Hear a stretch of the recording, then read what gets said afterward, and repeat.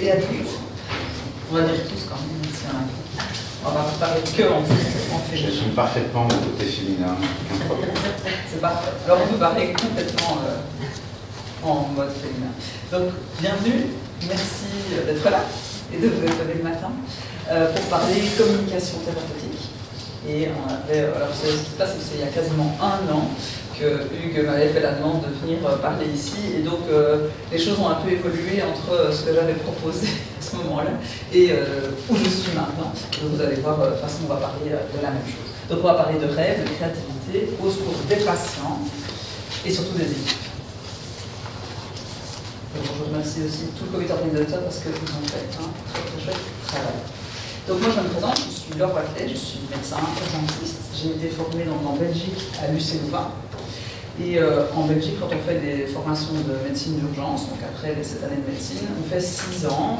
Dans ces 6 années, on va faire 6 mois, enfin 1 an de soins intensifs et 6 mois d'anesthésie. Et moi, c'est en anesthésie à Saint-Luc que j'ai rencontré en fait des praticiens d'hypnose. Et la première chose qui est apparue, c'est qu'ils s'adressaient aux patients de manière un peu différente et qu'à chaque fois, dans les salles où c'était des hypnothérapeutes qui travaillaient, eh bien, il y avait une autre ambiance. Donc, après avoir fait les 6 mois d'anesthésie, je me suis formée directement. J'ai été formée par Émergence et c'est une association qui se fait avec bonjour, bienvenue. C'est juste, vous avez raté que la présentation et c'est vraiment pas le temps. Et donc moi je travaille dans un grand centre, on a regroupé plein de centres hospitaliers, mais dans une des toutes plus petites cliniques, on va dire, de toutes celles-là, enfin en tout cas un petit hôpital, où on fait beaucoup moins de passages que dans des grands centres et où on peut réellement prendre soin de soignants. Et récemment j'ai été formée au débriefing clinique.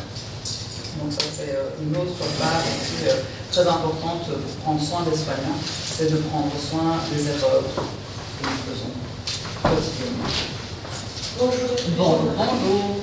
Bonjour. Bienvenue. Merci. Et ça, le débriefing clinique, tu l'as fait où? À l'ENALUC. Donc c'est une haute école plutôt d'infirmiers. D'accord. Ils forment à la simulation et au débriefing clinique. Donc c'est pas du tout du débriefing psychologique, c'est vraiment du débriefing uniquement clinique, qui permet vraiment de traiter les erreurs de base. Et parallèlement à ça, moi j'ai implémenté dans l'hôpital les revues mortalité qui n'étaient pas présentes, qui ne sont pas obligatoires, et qui vont bientôt le devenir à mon avis, puisque actuellement, et je pense que c'est pour vous aussi le cas en France, les hôpitaux ont commencé à être payés plutôt à la qualité des soins, et donc ils vont devoir, en fait, je sais que l'HAS a rencontré des pilotes de ligne, exprès pour mettre ça en place, donc pour vraiment arriver à transposer tout ce qui se fait en aviation en médecine, ce qui serait une grande avancée. Donc pour ce matin, je vais vous proposer une petite valse en 3 temps. Un temps pour des constats, un temps pour vous mettre au défi, allez vous relever le défi, et un temps pour les propositions, les idées et la créativité. Alors d'abord les constats. Je vais vous faire voir une vidéo d'un think tank, je ne sais pas si vous connaissez Thinkerview. C'est une chaîne une chaîne internet où Sky, qui est l'intervieweur, le journaliste, va interroger des gens et va les laisser parler autant de temps qu'il sera nécessaire pour qu'ils aillent jusqu'au bout de leurs propos. Donc parfois on a des interviews qui durent 4 heures, parfois 6 heures, parfois, et ils s'arrêtent juste pour aller aux toilettes. Mais c'est tout. Et là il interroge Jérémy Ferrari, qui est un humoriste français que vous connaissez sans doute, et il est passé chez lui après son premier spectacle. Et puis après, il passe ici, et dans cette interview-ci, c'est juste après son spectacle Anesthésie Générale. Je vous laisse découvrir ce que Jérémy Ferrari a à nous dire sur les services d'urgence. Et donc, je suis allé voir, je suis allé aux urgences. Donc, j'ai fait plusieurs immersions. J'en ai fait une aux urgences classiques. Et puis, j'ai fait les urgences psychiatriques. Parce que je voulais, la psychiatrie m'intéresse beaucoup, donc je voulais aller voir, etc. Et c'est dramatique. Je ne sais pas si tu te souviens, mais je crois que je t'avais dit ça chez toi. Sur la guerre, moi ça m'intéresse de savoir, je vois que des victimes, tu vois, quand je vois deux camps s'affronter, je vois que des victimes. J'avais dit ça sur le conflit israélo-palestinien que j'avais traité dans le précédent spectacle, j'avais rencontré les soldats israéliens, les soldats palestiniens, et à la fin, même si dans ta tête, tu arrives avec plein de certitudes, plein d'a priori, en disant, je pense que lui est plus méchant que l'autre et tout, en réalité, quand tu as parlé avec les deux, à la fin, tu te dis, putain, en fait, il n'y a que 2 victimes, c'est horrible, en fait. qui est le gars qui a mis ces deux mecs l'un en face de l'autre. Et sur la gare, j'étais arrivé à ça. Et bien, c'est exactement la même chose que j'ai vécu dans les urgences. C'est-à-dire que, donc moi, j'avais accès aux deux, si tu veux. Donc, je suis à la salle d'attente des urgences, et puis en gros, tu passes la porte, et puis tu as l'hôpital derrière, tu vois, en gros. Les services de soins, avec le personnel, etc. Donc, tu es dans les urgences. Alors, donc, tu arrives, donc moi, je suis resté une nuit complète, hein. Donc, je suis arrivé en fin d'après-midi, je suis resté jusqu'au matin. Mais bon, en tout cas, il y avait du monde, quoi. Et donc, effectivement, tu vois vraiment des gens arriver à 17-18 heures, et à minuit, 1 heure, ils sont encore là. Ils commencent à être un petit peu. Alors, tu as aussi les gens avec les enfants, ça c'est compliqué. Ça c'est très compliqué, parce que les gens avec les enfants, ce que je comprends, j'ai pas d'enfants, mais je comprends ça, pour eux, leur enfant, ça doit passer avant tout, tu vois. Il y a des gens, ils ont encore un peu de patience parfois pour eux, mais quand ils sont avec les enfants, il y a... Donc, bref, on va pas évoquer forcément ce que les enfants, on va partir sur un truc très basique. Tu as des gens qui sont là, qui ont mal. Alors, des fois, ça va être un truc qui ne nécessite pas des urgences, tu as des gens, ils ont appelé le médecin, mais bon, c'est la nuit, donc tu as tous les cas. Des gens qui sont très blessés, des gens, tu sais pas ce qu'ils ont, parce que tu as des gens qui sont comme ça, tu sais pas ce qu'ils ont. Bon, voilà. Et puis, ça tente. Alors, il y en a qui souffrent, c'est un truc de tension très fort. Tu vois. Puis t'en as, ils partent avant d'autres, donc les autres ne comprennent pas pourquoi lui il est parti avant lui. Enfin, tu vois, c'est un truc très bizarre, et on se parle pas. Enfin. Et de l'autre côté, tu as des infirmières, des médecins qui courent dans tous les sens. Ils ont les yeux, ils ont les valeurs. Donc tu as une infirmière qui n'a pas dormi, qui a fait 17 heures de suite, qui essaie de trouver des pansements. Elle court dans tous les sens, comme ça, elle est sous-payée. Enfin, tu vois. Bon, c'est la merde. Sa vie à elle, déjà, elle est très compliquée.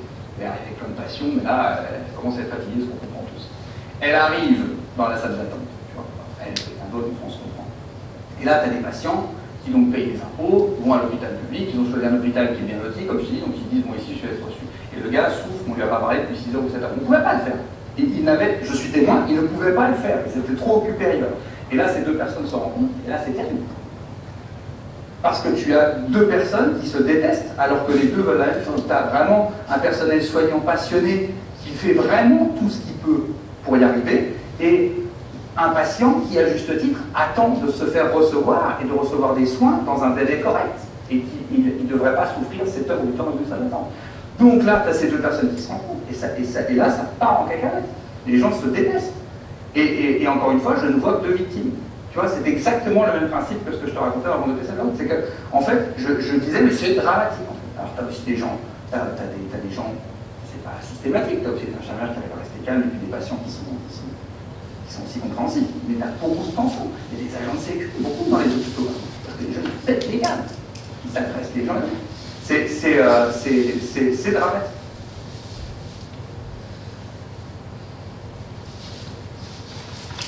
Et je suppose que vous avez dans vos têtes plein d'histoires, parce que tout le monde a des histoires à raconter sur le passage aux urgences. Encore hier, en discutant, hier soir, c'est Marine qui présente aussi sa petite hypnose ludique, qui expliquait que le seul passage aux urgences près de chez elle, ça a été mais l'enfer. Alors qu'elle est soignante, qu'elle sait qu'elle peut être un peu dans un état de stress, en fait, même si les gens sont préparés, souvent, c'est comme ça que ça se passe. Alors moi, je vous avoue que ce qui m'a très fort interpellée, c'est de se dire que notre métier, c'est de la relation. C'est d'être dans une relation de soins, et qu'une personne totalement extérieure, qui vient découvrir notre milieu, il le compare avec un conflit armé. C'est vraiment moche. Et pourtant, c'est ce qui se passe. Alors, il y a plein d'autres choses qui sont très chouettes.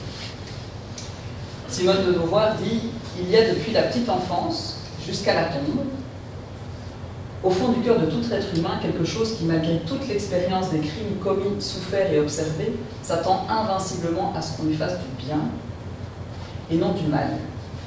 Et c'est cela avant toute chose qui est sacrée en tout être humain. » Parce que les gens, même s'ils ont une expérience négative, ils vont revenir.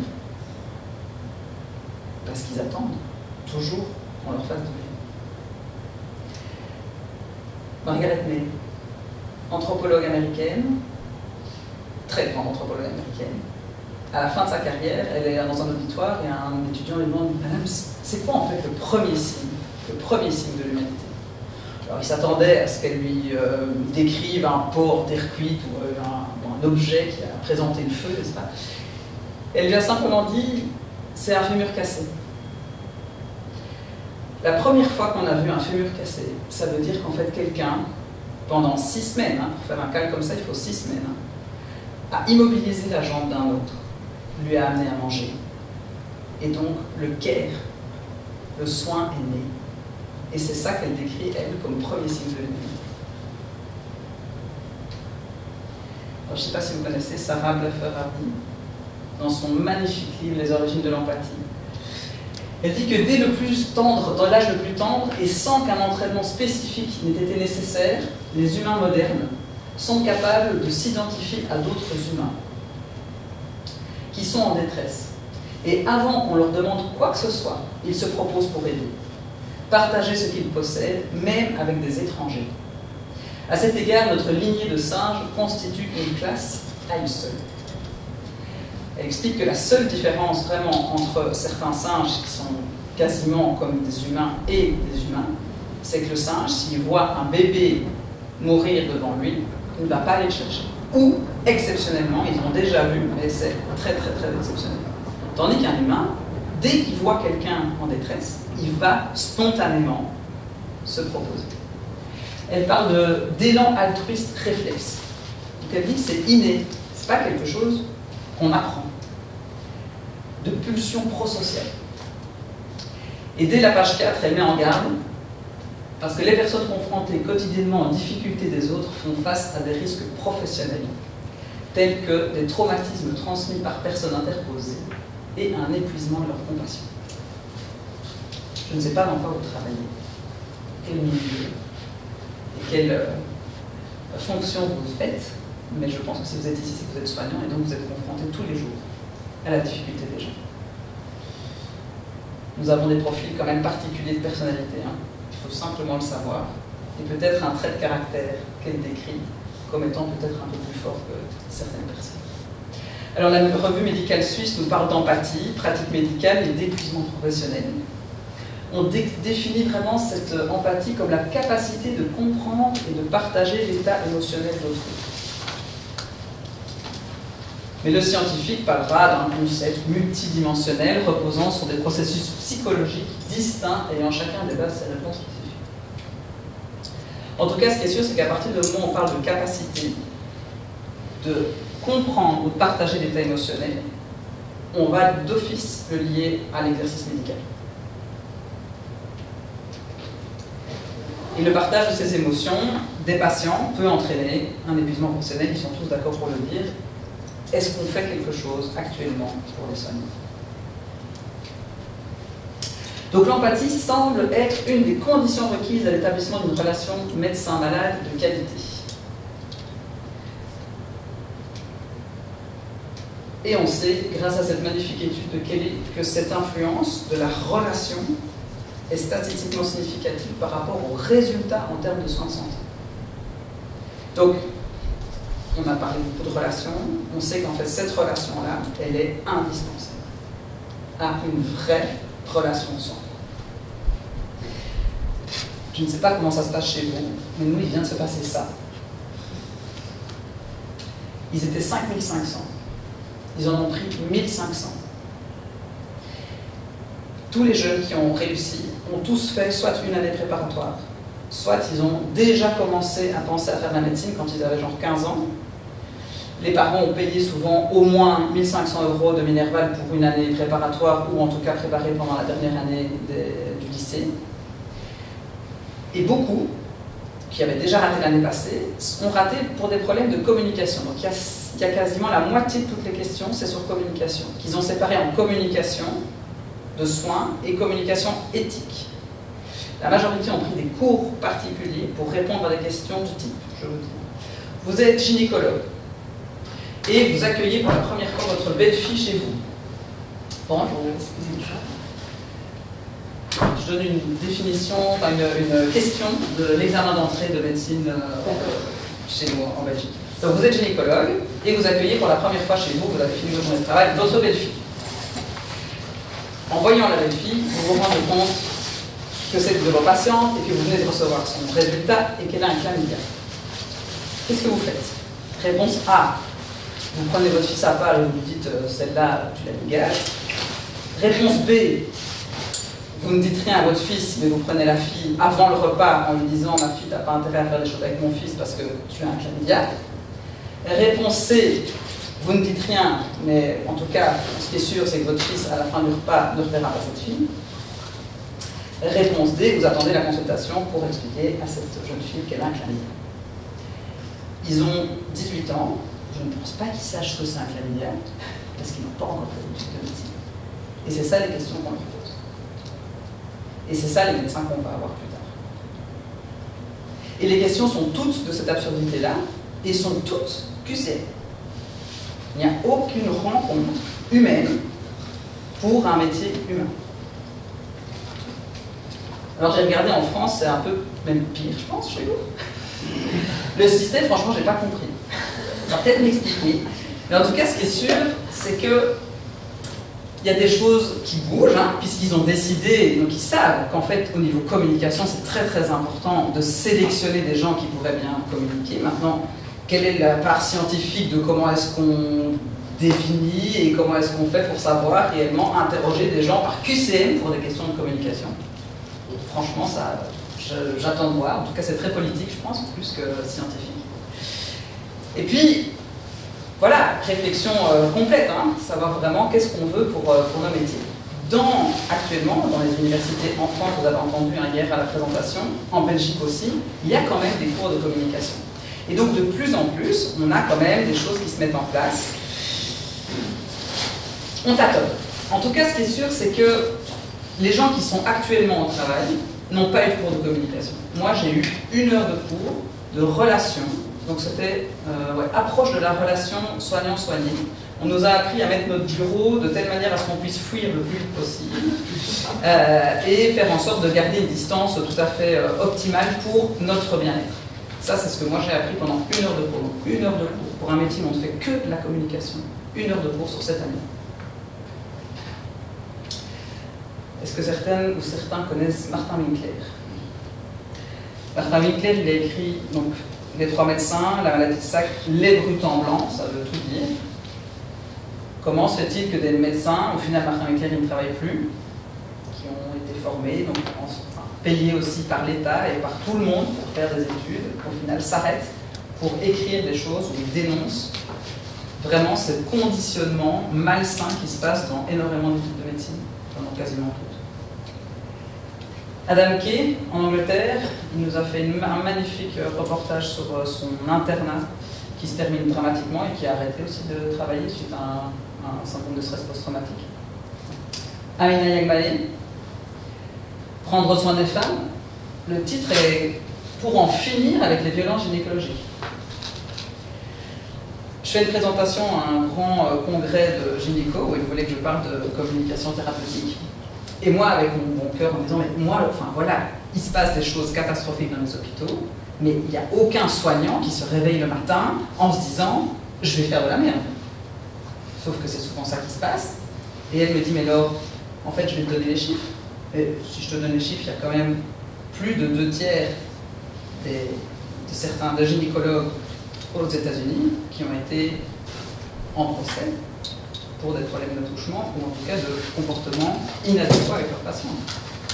Or, ils le savent, ils sont quand même là-dedans. Donc, il y a des choses à faire. Service de médiation de plainte belge fait un rapport annuel chaque année. Je n'ai pas trouvé exactement l'équivalent chez vous, mais il y a quand même un service de médiation chez vous. Et c'est le seul que j'ai trouvé au niveau national, parce que sinon c'est très par petit endroit. Donc on voit que depuis l'avènement de la loi de droit du patient en 2004 jusque maintenant, une augmentation, c'est pas cumulatif, hein, c'est vraiment une augmentation du nombre de plaintes par an. Et vous, c'est une augmentation du nombre de médiations qui ont été faites. Je suis très étonné des chiffres.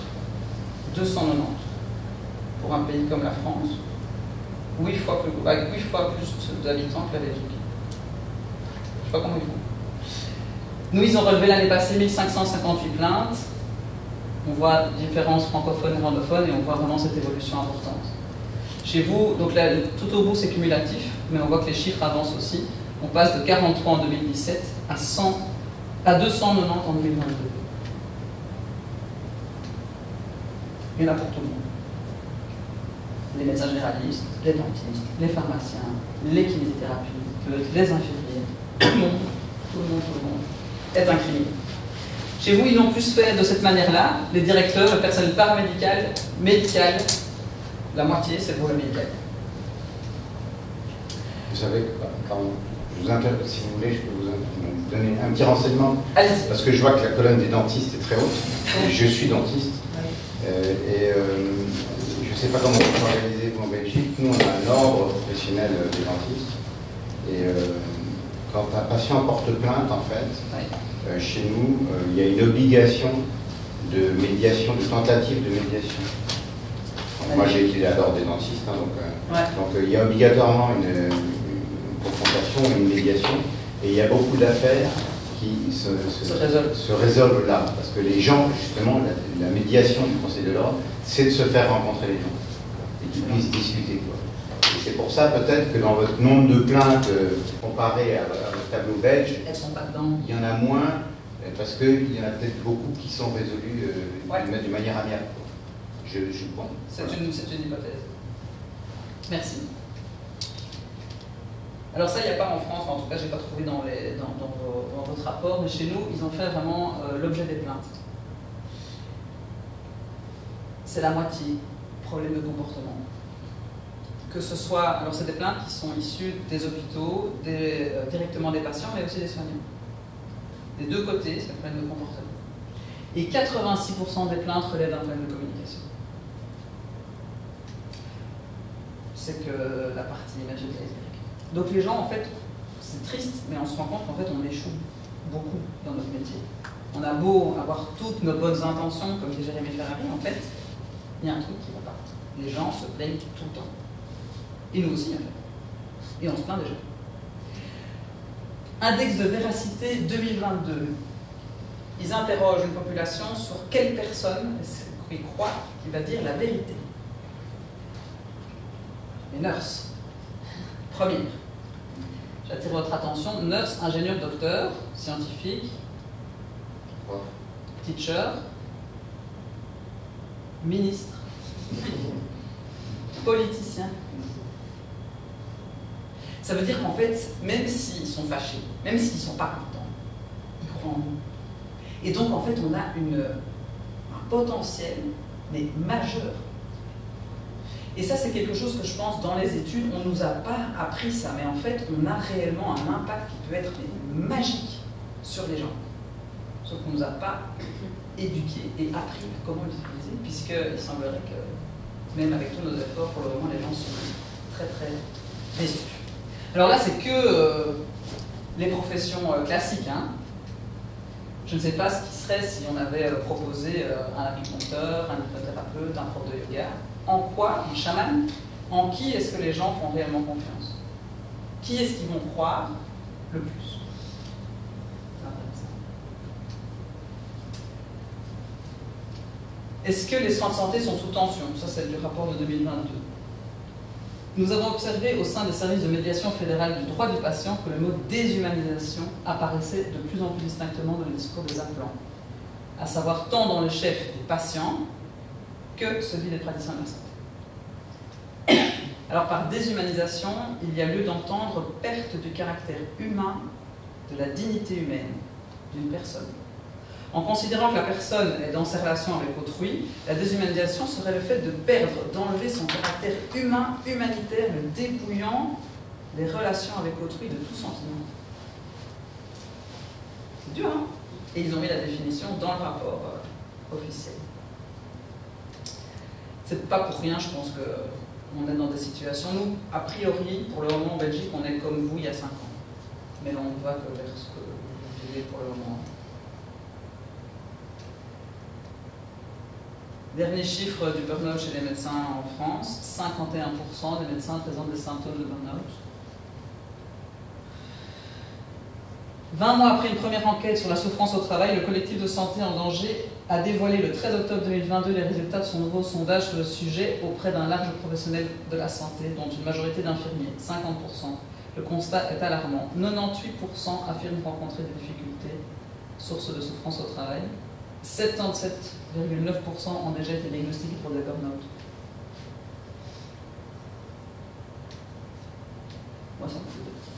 Qui va nous soigner? Des gens qui ont fait des QCM, où ils ont déjà été sélectionnés sur le fait qu'ils aient pu payer des études avant de faire des études.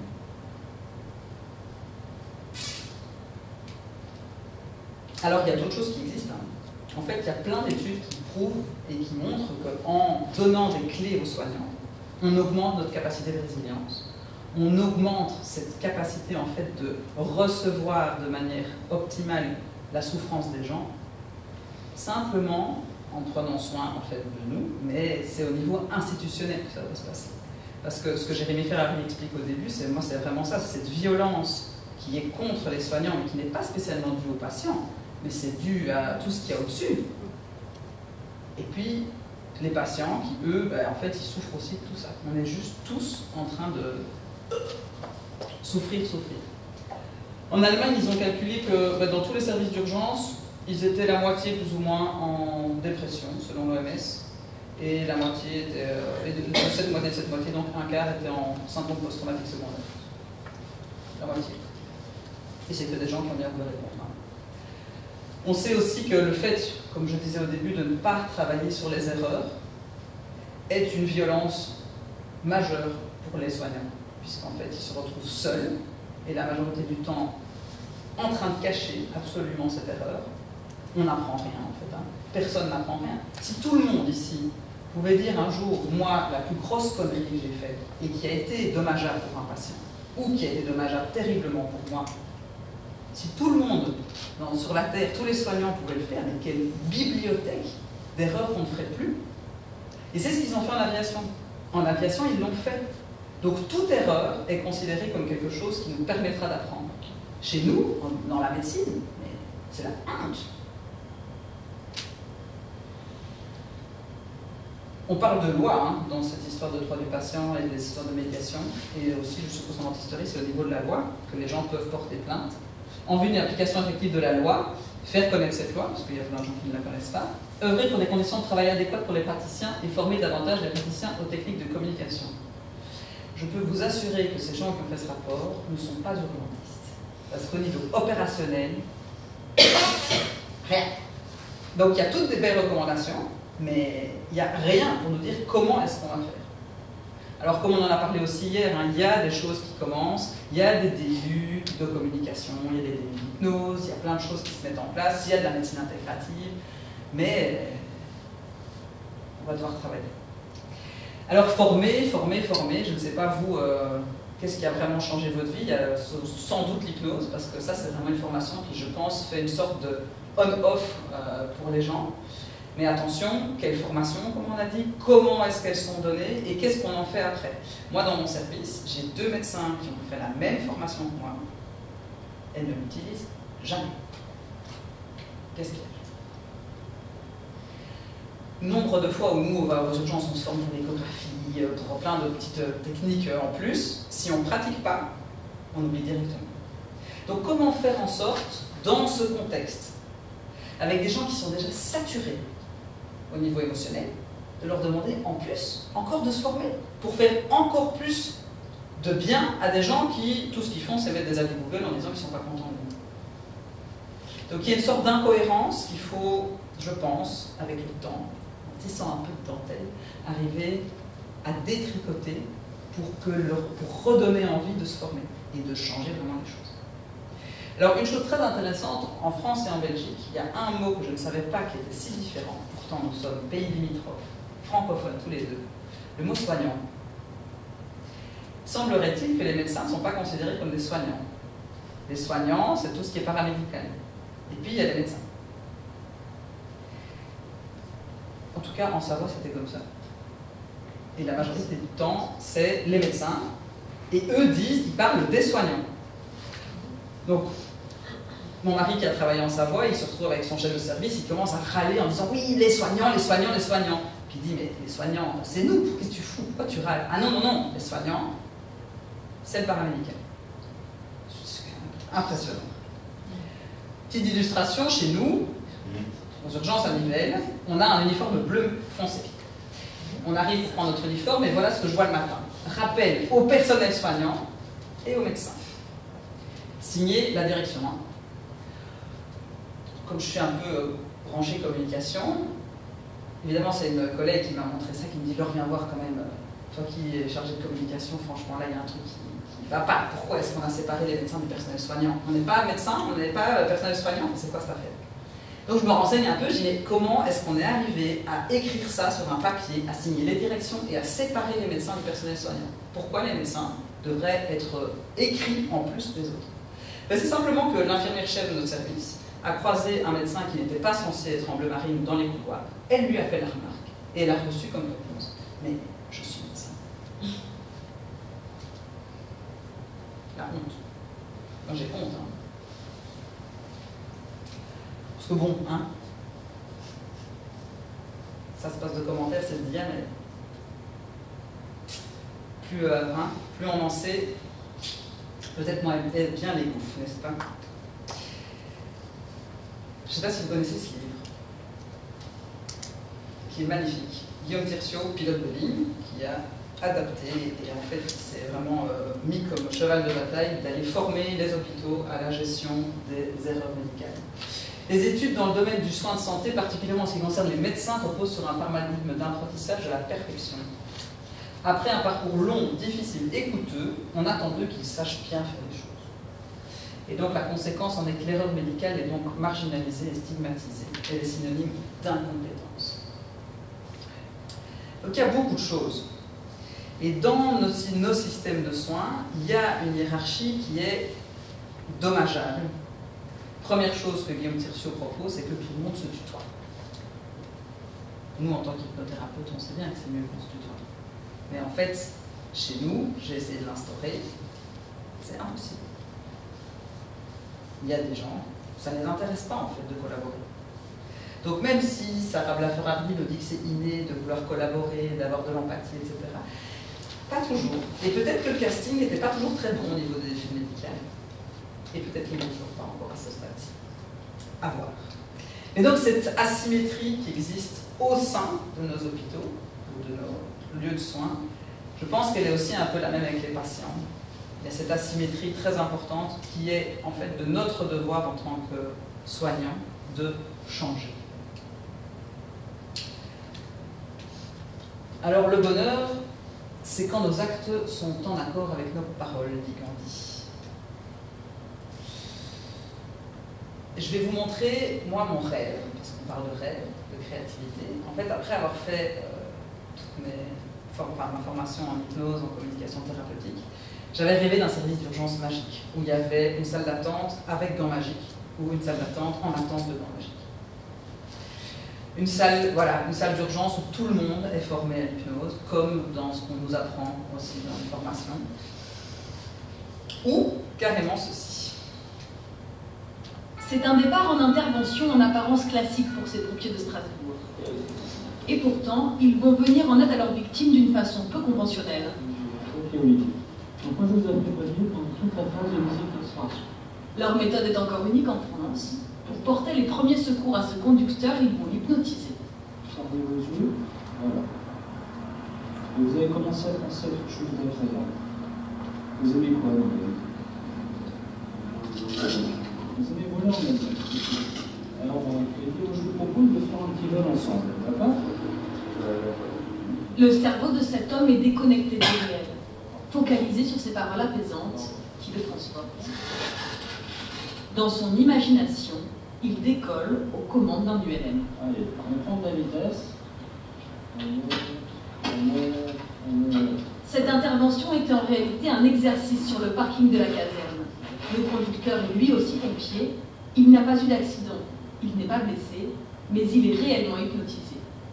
Et pour que cela fonctionne, toute l'équipe travaille de connivence, sans un mot. Là, on va rentrer dans des nuages.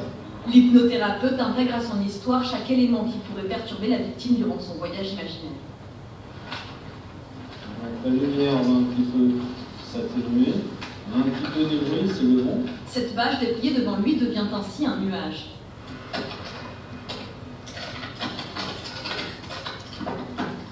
Ces pompiers se préparent à pratiquer l'hypnose d'ici quelques jours sur tous les types d'interventions. C'est quoi le bénéfice pour la victime? D'être dans une bulle, d'être dans une bulle, être vraiment isolé du contexte. On a une nette diminution des troubles post-traumatiques, tout ce qui peut laisser des traces indélébiles par rapport au contexte va être gommé grâce à ces techniques, tout simplement.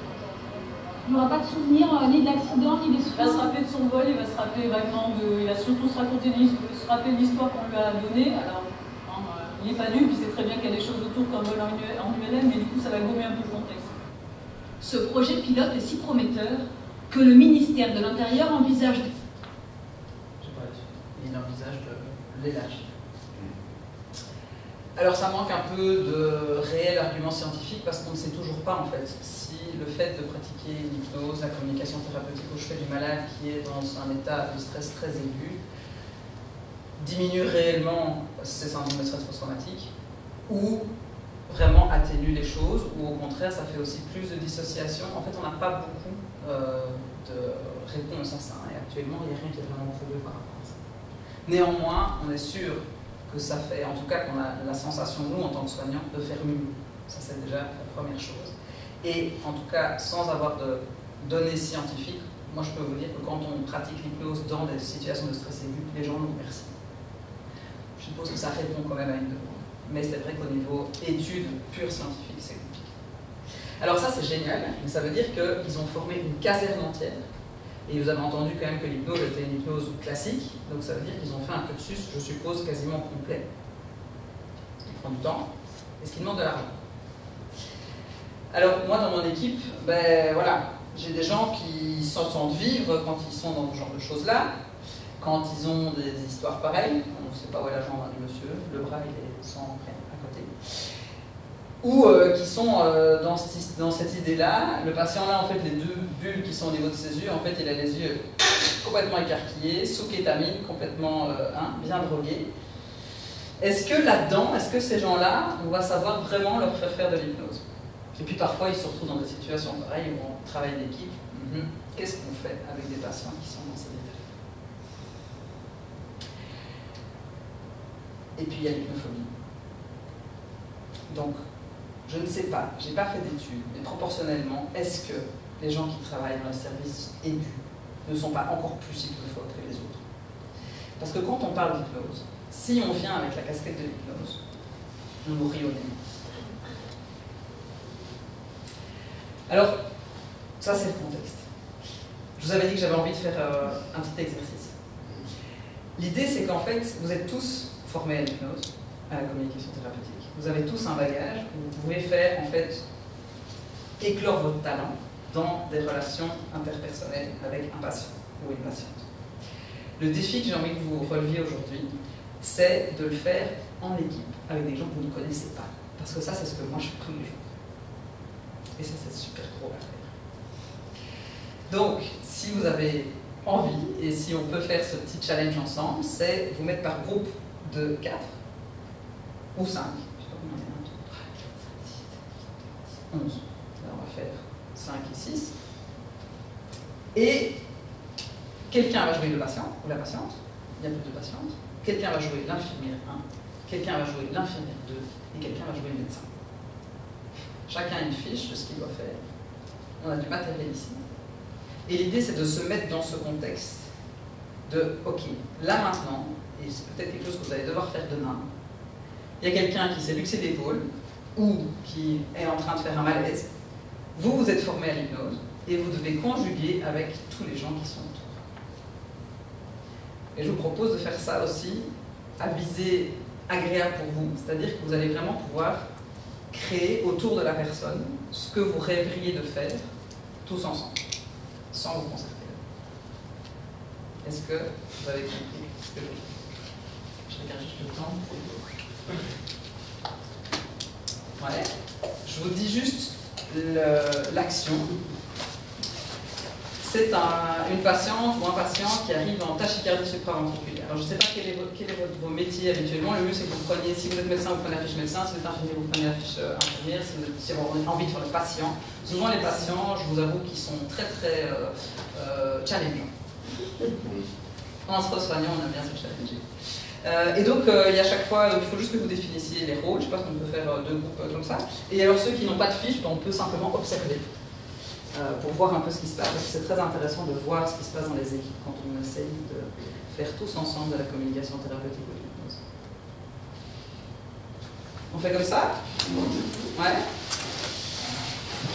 Hop. Qui veut faire le médecin? Qui veut faire l'infirmière? Qui veut faire le patient? Ah, une patiente. C'est pas le médecin. Qui veut faire le médecin? Tu es infirmière? Aide-soignante. Je vais faire infirmière. Ou tu préfères celui-là? Hop, tu fais quoi? Tu veux faire le médecin? Youps. Et ben, je vais faire moi votre... Ah, mais ça fait que tu fais l'observateur. Super, excellent. On va se mettre bien comme ça parce que ça va peut-être faire un peu de bruit à certains moments. Ou pour en faire, pas du tout. Vous faites un peu comme vous dites. Moi, ce que je propose toujours, c'est de dire... Il veut rien faire. Voilà, le matériel est là. Il faut vous mettre dans le bain. Je vous laisse prendre le temps de lire les fiches. Alors, vous avez déjà défilé les règles? Non, pas du tout. Oh, pas du tout. Discuter d'autre chose.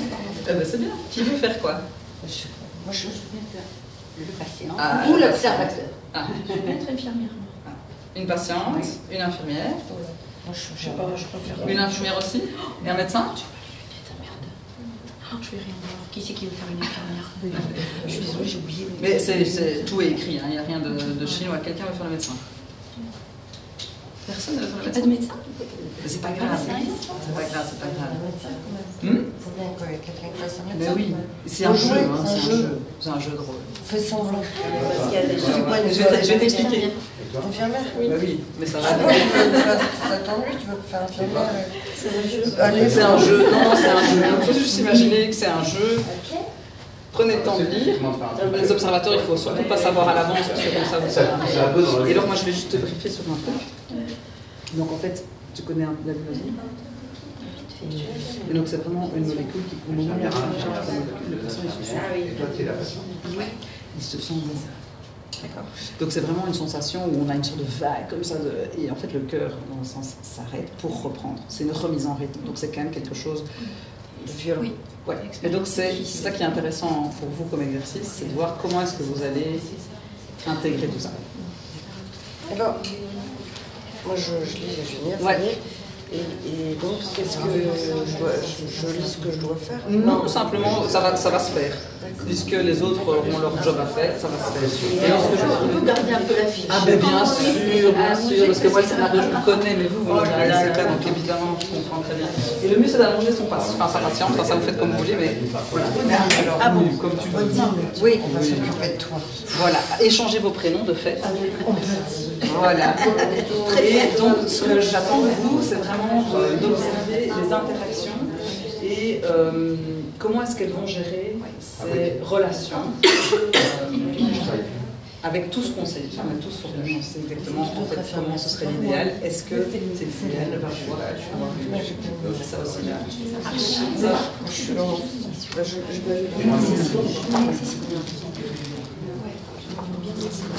pas prise. Je vous montrerai ça. Est-ce que vous êtes prêts à jouer? Ça, oui. Oui, c'est parti. Installe-toi bien, confortablement. Vous êtes prêts à jouer? C'est parti. Infirmière? Oui, ça va. Oui, c'est ça. Et observatrice, c'est oui. Tous les deux? Non. D'accord. Donc, toi, tu es le médecin. Oui. Je suis hypertension. En fait, moi, je suis patient. j'arrive. Mon cœur Non, je ne peux pas bien du tout. J'ai le cœur qui bat très très très très fort. Ça me fait très mal dans la poitrine. Et c'est très très désagréable. Je me sens vraiment Pas bien du tout. Je vais étouffer, je vais un petit peu, je vais grossir, je tremble, je suis pas... Je manque d'air et c'est la première fois que ça m'arrive, donc je suis très très On a commencé par ça, on a pas bougé. Je vais étouffer, je vais vraiment j'ai du mal à faire là, je suis pas bien du tout. Vous pouvez vous manger les gens si vous préférez. Je suis vraiment pas bien. Alors, j'étouffe, en fait, j'ai chaud, j'ai le cœur qui va très très très fort, ça tape, ça tape. Je permettez, je vois pas. J'ai du mal, ça vient pas du tout. vous pouvez venir. C'est terrible. Bonjour madame, c'est passé, je sais pas, c'est venu comme ça. J'ai l'impression d'étouffer. Je suis Lucie, je suis le médecin, je suis l'inscription du cœur. Prenez une grande inspiration, j'ai très chaud, j'ai le cœur qui tape, là je l'entends dans les oreilles, c'est affreux. On va faire ce qu'il faut pour vous sentir mieux. Je sens des tremblements, je transpire, j'étouffe, je sens de plus en plus de mal à respirer, aidez-moi. Je dois la jeter. Je suis en mesure parce que j'arrive tellement c'est pour rester dans l'ombre. C'est qui va faire un malaise. Un vrai drôle. Ouais, malaise. Je prépare la jeter. Bonjour madame, je vais participer à vos soins. On va faire quoi ça?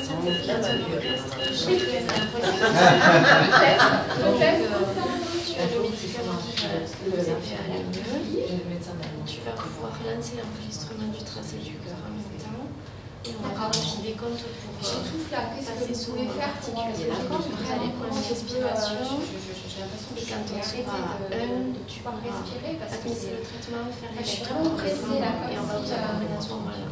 3, 2, 1, une inspiration profonde. Allez, on vient, on va justement. Vous pouvez nous dire ce que vous voulez, comme ça vient. Et puis j'ai froid, j'ai chaud, j'ai transpire. Quelque chose de bien, ce qui va se passer. En fait, j'ai froid, j'ai chaud, j'ai avoir des sensations différentes. Tout se mélange. J'entends juste le cœur qui tape, j'ai juste d'air parce que là j'étouffe. D'accord. On est toujours là pour vous accompagner. Les sensations vont se modifier petit à petit. D'accord, et c'est quoi ce C'est le nerf de l'air, l'inspiration. D'accord, c'est quoi un cathéter? Alors c'est un petit D'accord. Est-ce que ça se modifie, ça évolue? la tête qui Et ce cœur là qui tape dans les oreilles, là ça devient impossible. Je peux supporter ce que vous pouvez faire. Je sais pas, qu'est-ce que vous pouvez faire pour moi? Je commence à se normaliser. Vous allez pouvoir le sentir presque dans le cou. Vous laissez les sensations venir. D'accord, ouais, c'est chaud. Je et puis imaginez je sens toujours que du visage frais. C'est la chaleur après le fort. C'est très très large. c'est L'inspiration qui est très intégrée. Voilà, toujours cette air très bien. C'est quasiment passé. Ressentir le cœur se ralentir, sa tête tourne toujours, se relâcher. C'est super. La tête tourne toujours. Les pulsations s'apaisent. C'est déjà très très bien. Qu'est-ce qui pourrait faire que la tête tourne moins? Peut-être les battements de cœur qui vont décélébrer. Ok. Très bien.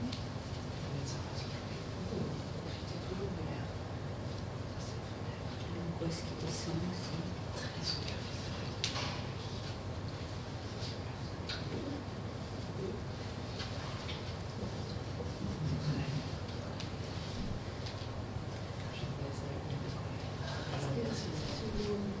merci.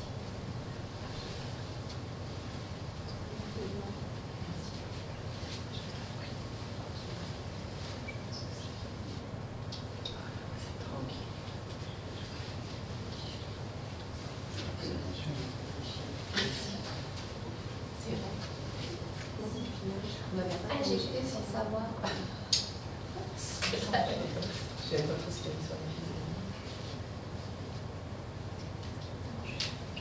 Vous allez suivre cette expérience et ce cas avec toutes vos ressources et après aussi le réutiliser dans toute autre situation. Après, je pense que ce qui est compliqué, c'est que ce sont des soignants qui ne se connaissent pas dans la vraie vie. Enfin, bon, il y a des remplaçants par contre, mais il y a un minimum de cohésion, il y a un minimum de qui fait quoi, quel rôle, et puis certains relèvent ce type de rôle. C'est des gestes. Oui, non, mais après, c'est pas que là, cette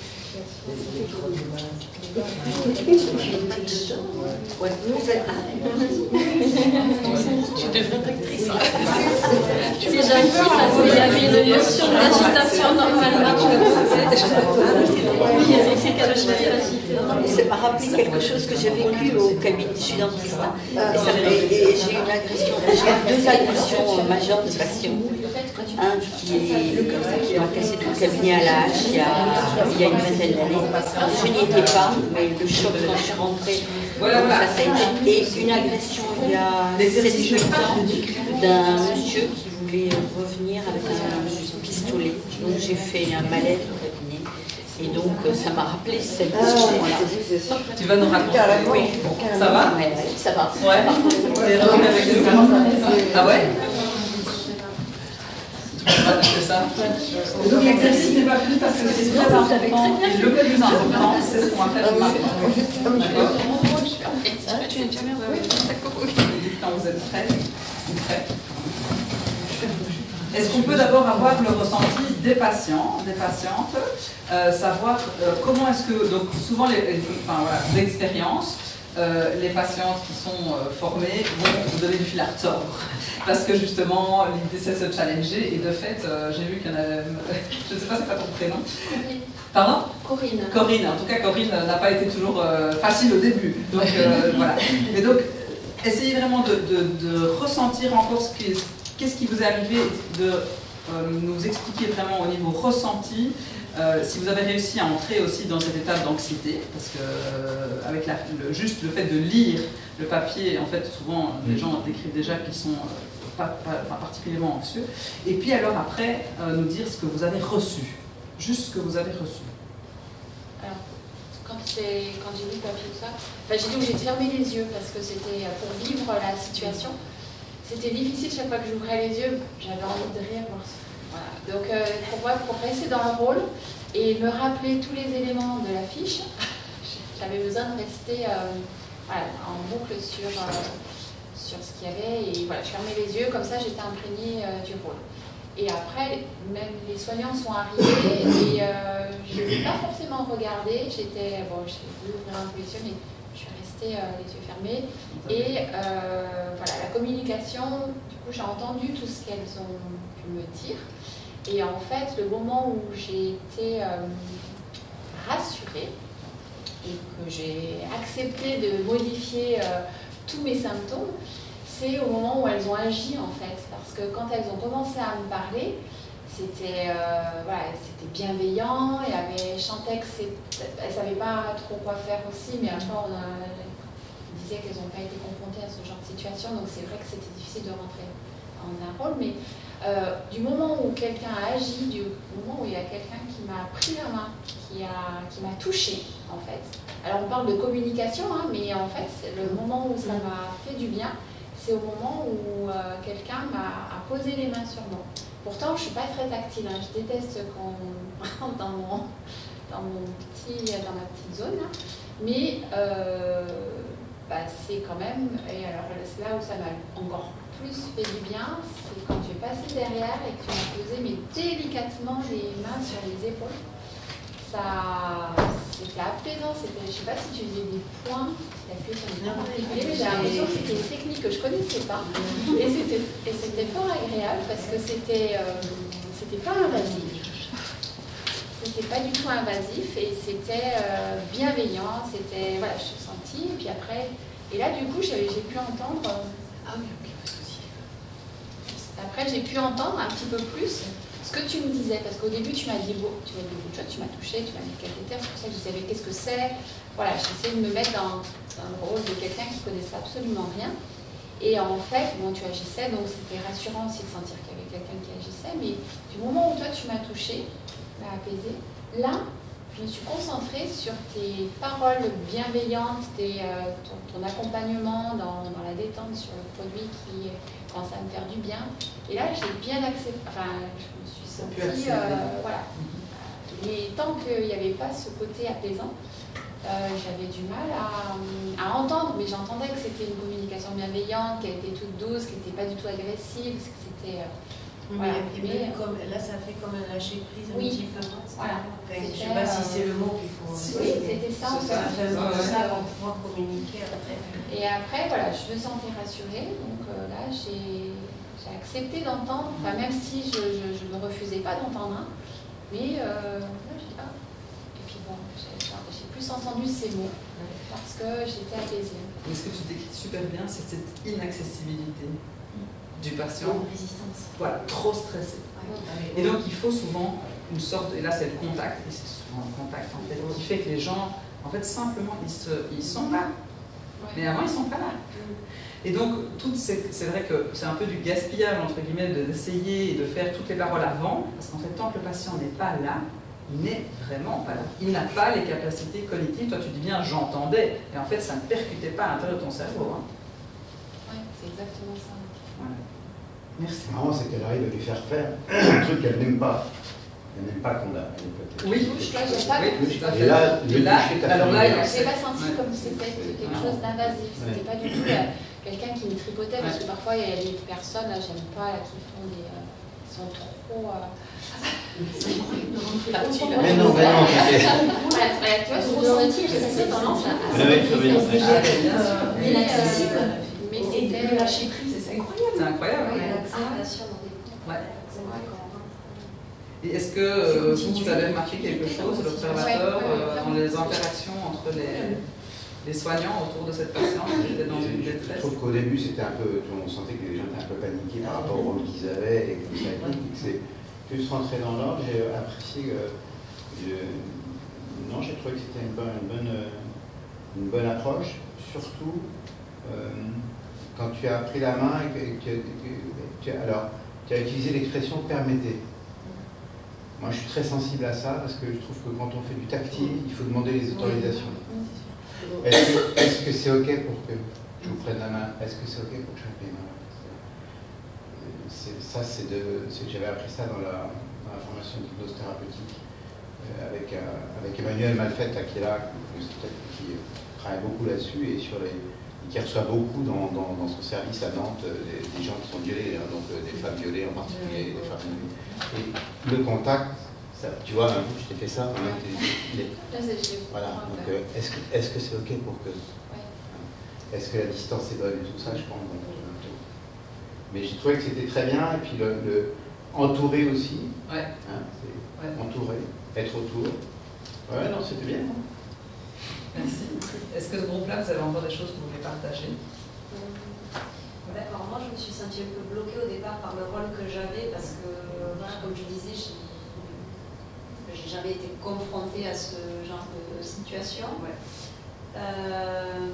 Mais du coup, en fait, de notre côté, je me retrouvais un peu, je savais pas quoi faire et en même temps je me disais, ben, elle a pris le relais, elle le fait tellement bien que j'ai pas envie d'y aller non plus parce que je trouve que c'est pas nécessaire, le travail est déjà fait.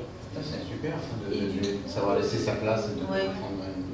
Et donc ça c'est une des, en tout cas de ce que moi j'espère apprendre avec ça, c'est ça aussi, c'est cette réserve que parfois en tant que soignant et hypnothérapeute on doit avoir quand on voit que c'est OK et que en fait ça ne va rien apporter.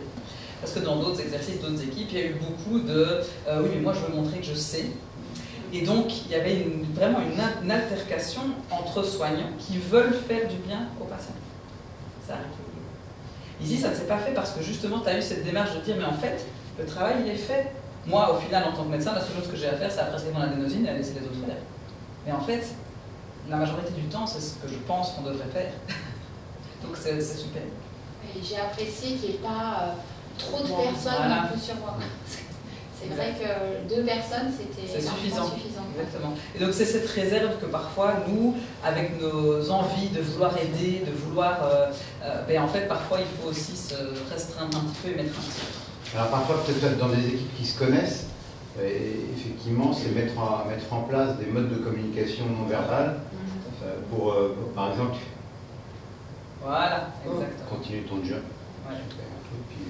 Ou par exemple, donc ici, toi tu étais en difficulté parce que tu ne savais pas comment capter son attention pour lui donner l'ordre médical. Donc elle devait donner l'ordre médical de préparer de l'adénosine.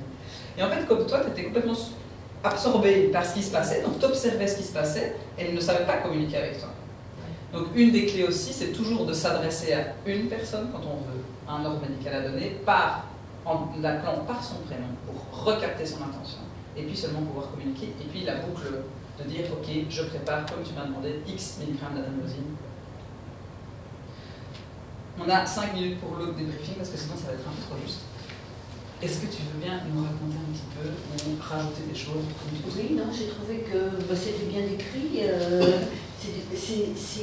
On revient à la vie avec l'empathie et avec la bienveillance des personnes qui sont autour. Ça m'est arrivé donc personnellement, puisque je suis dentiste et j'ai été agressée 2 fois. Et la 2e fois, j'ai fait un malaise. Et donc l'équipe de secours est arrivée. Et ça s'est passé, mais il n'y a pas eu autant d'empathie. Alors, c'était peut-être parce que c'était une équipe de femmes ici.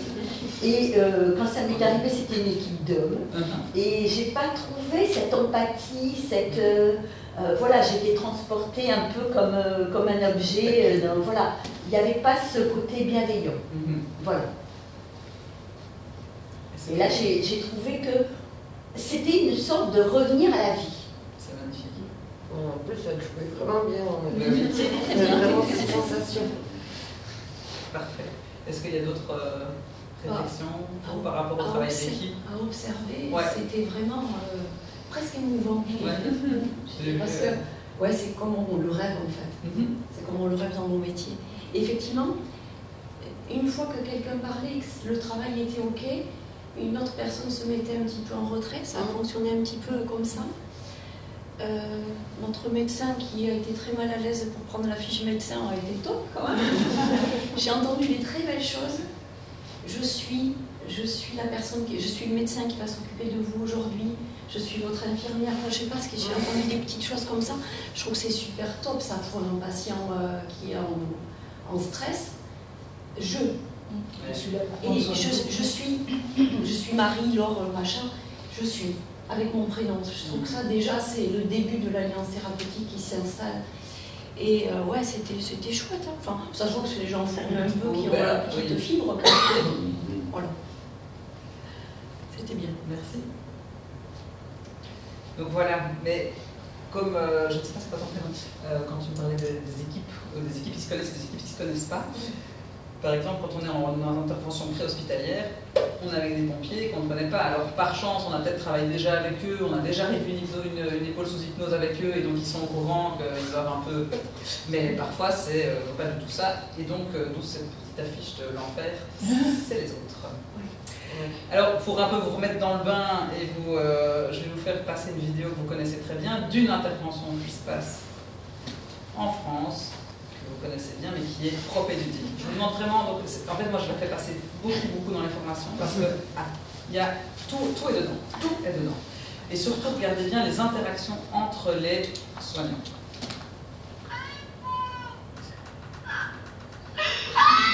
Pour Nathalie, arrête ton cinéma. C'est très douloureux. Oui. Oui, mais c'est la tête de l'os qui est sortie de ton logement. Bon, bah, je vais te remettre ça en place et puis ça ira tout de suite mieux après. Ça va faire mal. Non. C'est très douloureux. Son frère a eu la même chose et ben il a jonglé. Bon, Gigi. Oh, excuse-moi. Remets-la souvent en place. Oui. Je te fais signe. Oui. Parce qu'on a sans hésiter, tu la frappes sèchement. De manière à détourner son attention de la douleur. Moi? Oui, tu as compris? Oui. Tu vas lui faire avec mon infirmière. D'accord. Il n'y a pas de problème, tu vas y arriver. Ça va aller tout seul. Oui. Attention sur le bras. Ça va aller tout seul.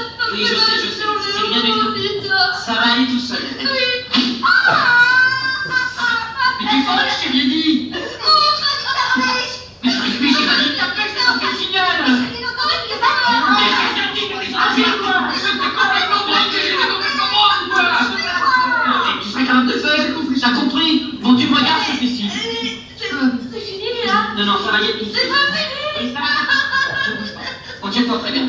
Il y en a pour 2 secondes. 2 secondes. Tu es prêt? Oui. Alors attention. Ça va là? Mais non! Mais non! Mais non! Mais ça avance! Ça avance! Ça avance! C'est mon petit camier là! C'est mon petit chou! Oh ma chérie! Mais c'est pour que tu souffres. Voilà. C'est magique, hein? Franchement, cette vidéo, elle est magique. Donc, on a vraiment quelqu'un qui veut faire bien, qui communique extrêmement mal avec ses collègues parce qu'il lui dit tu sais bien comment on fait. Mais en fait, non, c'est pas comment on fait.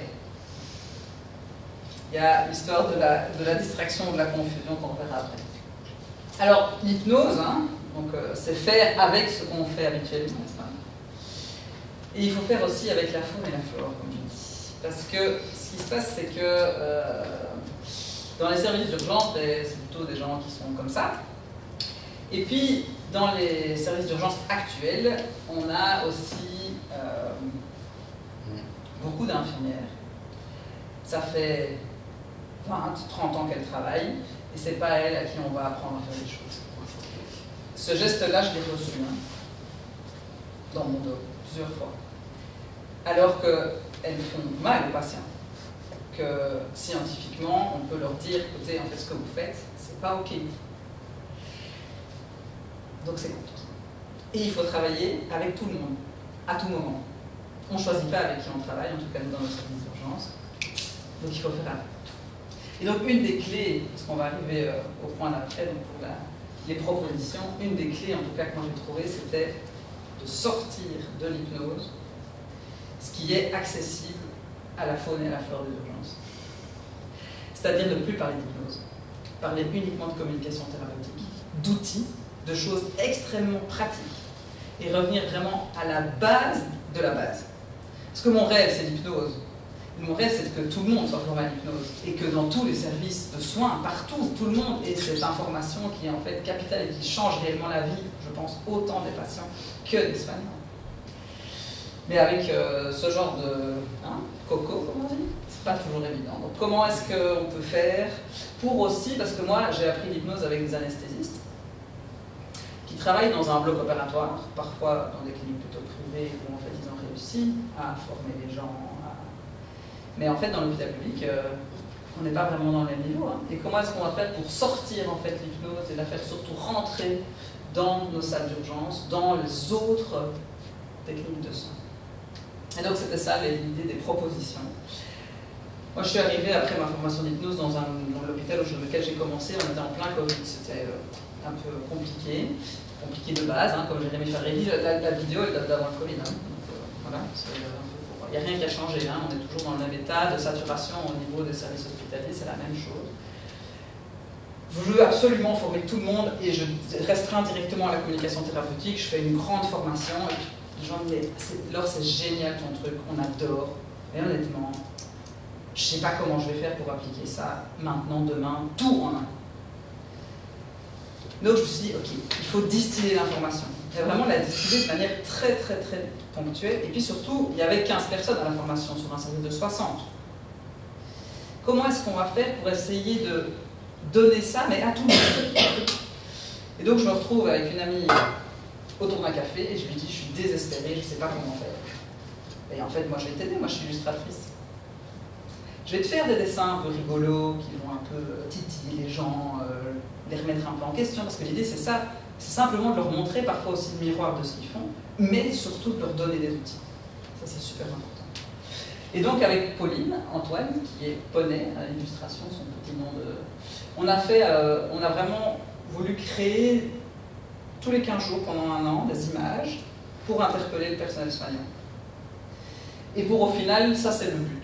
C'est que la relation, qui est asymétrique par essence, grâce à juste la confiance, va pouvoir devenir une alliance thérapeutique et donc augmenter la qualité des soins. L'idée, c'est d'augmenter la qualité des soins. C'est pas juste d'être en bonne relation. L'idée, c'est vraiment qu'on va augmenter la qualité des soins. Parce que quelqu'un qui sort de chez nous de salle d'urgence, qui n'a rien compris, parce qu'en fait, il était dans cet état de stress complet, on lui a balancé, je ne sais pas combien d'informations à la minute, il va rentrer avec un papier chez son médecin généraliste le lendemain en disant « ils m'ont rien expliqué ». Pourquoi ? Parce qu'en fait, on n'a pas considéré On n'a pas considéré la relation comme étant le premier acte de soin pour pouvoir faire en sorte que les gens vont prendre leur traitement. Parce que l'adhérence au traitement, elle se crée pendant la relation. Et puis surtout, la première impression est toujours la bonne, surtout si elle est mauvaise. Et donc je pose la question, et je vais vous poser la question à vous aussi. C'est dur en fait ce qu'on fait notre travail tous les jours, écouter des gens. Hein? Qu'est-ce que vous faites pour faire votre reset? Est-ce que vous faites un reset avant chaque personne? Ouais, tu peux nous partager? Qu'est-ce que tu fais? Je passe au secrétariat. Ouais. Je rigole un tout petit peu, 30 secondes, 1 minute. Je fais toujours une petite pause, pas longue, mais 1 minute, 1 minute 30, voilà, une blague, où je vois un peu comment... Je change d'univers. Voilà, et puis je prends une bonne inspiration et j'entre dans moi. Je prends le nom de la deuxième patiente. Excellent. Il y en a d'autres qui font des actions? Moi, je suis infirmière libérale, donc dans ma voiture, je fais un petit peu de cohérence cardiaque. Mais pas à chaque patient, quand même. C'est pas chaque patient? Non. Ok. La majorité du temps, quand je pose cette question-là, j'ai droit à ça. Une petite bouche qui vole, personne ne dit rien. Un reset? Un quoi? Et la première chose que je propose, c'est...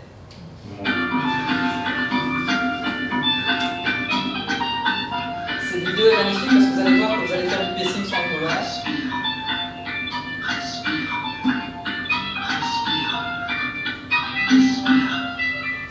Et donc une des premières choses à faire avec des gens qui ne connaissent rien et qui n'ont pas spécialement envie en fait de changer quelque chose, rien que leur apprendre à respirer, ça va être une révélation.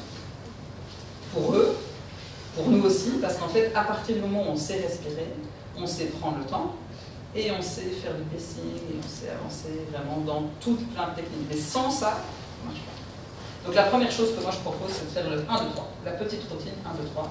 1, je lâche mes paquets, parce qu'en fait le problème c'est cette histoire d'accumulation. Toutes les colères en fait, hein, et tous on va dire, les effluves qui se passent parfois en salle d'urgence, c'est souvent des frustrations cumulatives. C'est vraiment des gens qui ont eu la première chose qu'ils ont attendue, puis on leur a mal parlé, puis machin. Et au fur et à mesure ça s'avance. Et les infirmiers qui trient, par exemple, chez nous aux urgences, ils voient la majorité que des choses qui n'ont rien à faire aux urgences.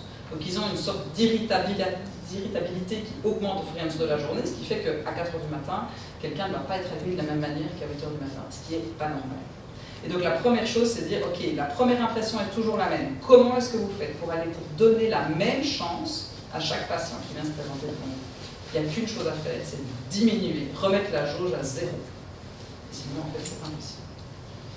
Puis se présenter, alors ça paraît la base, hein, mais toquer un petit coup, enfin frapper à la porte d'une chambre, la majorité des soignants, ils rentrent alors que le mec est peut-être soit sur les toilettes, soit dans son nez, enfin on sait rien, chacun fait ce qu'il veut quand il est dans sa chambre. Et ça, c'est la base. Et je me présente. Combien de fois on a des patients qui disent qu'ils ne savent pas qui est venu dans leur chambre? C'est horrible, hein? Je ne sais même pas qui est venu. C'est pas présent. Et donc, moi, mon travail que j'ai dû faire, c'est me défocaliser de mon rêve. Mon rêve, c'est l'hypnose partout, mais en fait, il faut un peu freiner pour arriver et revenir aux bases. Et une fois que les bases seront acquises, alors on pourra aller plus loin.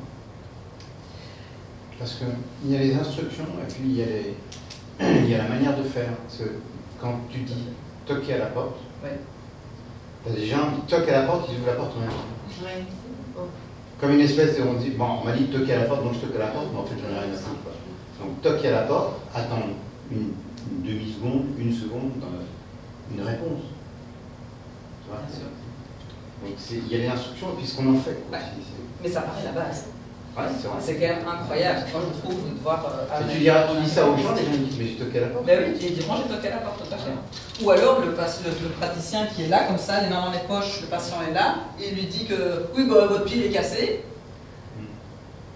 Alors, il a parlé, hein. Il a communiqué, et il a dit que le pied était cassé. Mais sauf que le patient, c'est juste rien reçu. Qu'est-ce qu'il a reçu? Quelqu'un qui n'entre même pas dans sa chambre, parce que ça arrive tous les jours. Hein, ça.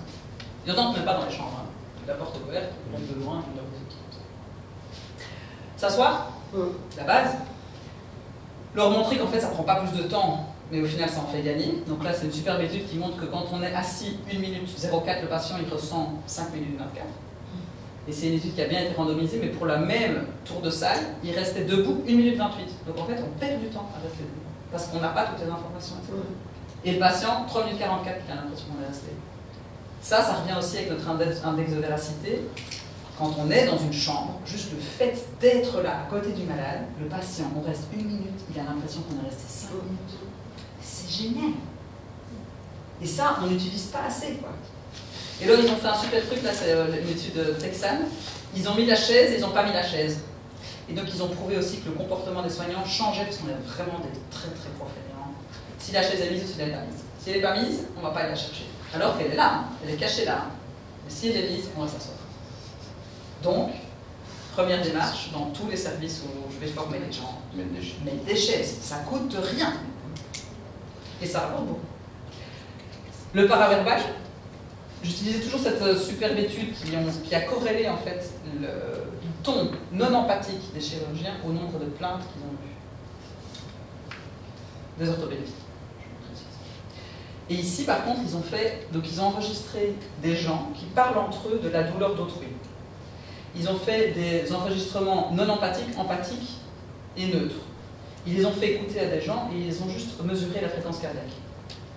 Rien que le fait d'entendre quelqu'un parler de nos douleurs de manière non empathique augmente notre fréquence cardiaque et notre stress. En ayant écouté quelque chose de non empathique, on a plus mal et plus vite. Donc même quand on parle d'autres, les oreilles entendent. Et le nombre de fois où on entend encore des patients qui disent qu'ils étaient là tous les deux à parler de moi, alors que j'étais dans la pièce. Ça arrive encore tous les jours. On est au 21e siècle.